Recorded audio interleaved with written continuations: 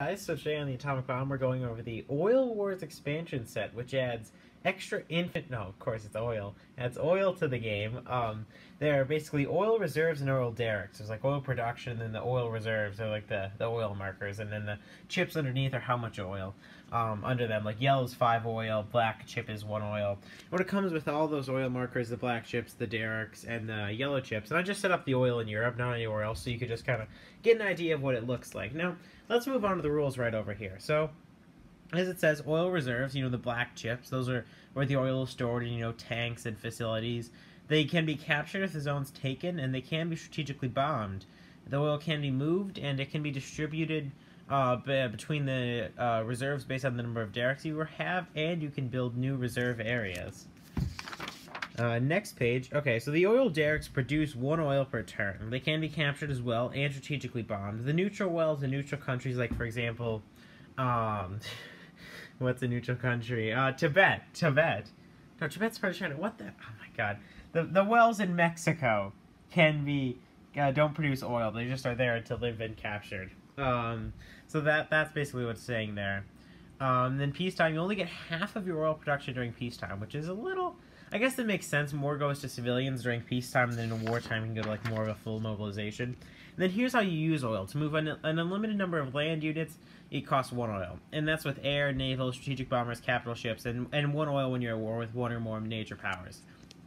And I honestly think this is a really good system because, like, if it was like 15 units use 20 oil and 20 units use 35 oil or something like that, that would be so complicated. So this is a pretty simple system that actually has a lot of depth to it, so I'm a big fan. That was some good design there.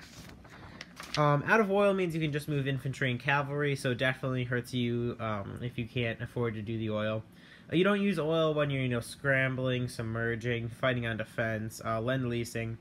And then actually, onto lend-lease, you can lend-lease oil like money, so that is really cool. You can also sell it for 1 IPP each. That is freaking awesome. That is so cool. And then you can also, so it's like received via lend-lease at the, with the supply pass. That's pretty self-evident. And then here's the setup. It's a pretty long-ass setup chart. Takes a while to set up, but it looks badass when it's done. It is very cool. So I'm just going quickly through here, the setup chart. A lot of neutral setup. And then nation-specific special rules on oil. So Germany gets all of Vichy France's oil. It gets 3 oil per turn from a neutral Romania and 1 oil per turn from a neutral Venezuela. Basically, that's just like trade. From Romania sends 3 to Germany, Venezuela sends 1 to Germany. So that's that. And then if Germany and USSR sign the Molotov-Ribbentrop Pact, Germany must give 3 money, IPP per turn to the Soviet Union, and Soviet Union must give 3 oil per turn to the Germany. So that's really cool how that it adds on to the pact. And then synthetic oil, for each German major factory, it produces 1 additional turn beginning July 1938. So that's a cool addition there too. And then the Soviet Union, the Molotov-Ribbentrop Pact, and they cannot lend-lease oil, which is interesting, but I guess that makes sense. British Commonwealth are all like for one purpose. I cannot talk.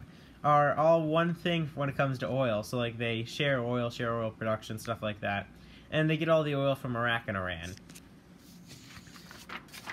France gets 3 oil from the United States. It's like trade agreements, so like the U.S. sends them 3 oil. And then Italy also gets 3 oil per turn from the United States. And that basically means like that's trade agreements, and then Italy stops receiving oil when it's at war with a member of the Allies. So if they are at war with the Allies, the U.S. is like, no more oil for you, Benito. And then they get cut off. The USA doesn't actually use oil because they have like so freaking much. Like on the setup charts, it's insane. So they don't use it because they have like in real life unlimited oil. So they have to give 3 oil to Japan, and each time Japan makes an attack against China, that reduces by 1. So kind of like that 3 IPP bonus Japan has. And then beginning in July 1936, the U.S. must give 3 oil to France and 1 oil to Italy. So again, the U.S. doesn't use oil; it just has like a stockpile it can send. And that's basically the United States. Spain doesn't use oil. And then that's kind of it. So that's the Oil Wars expansion set. Really fun one. I think I would.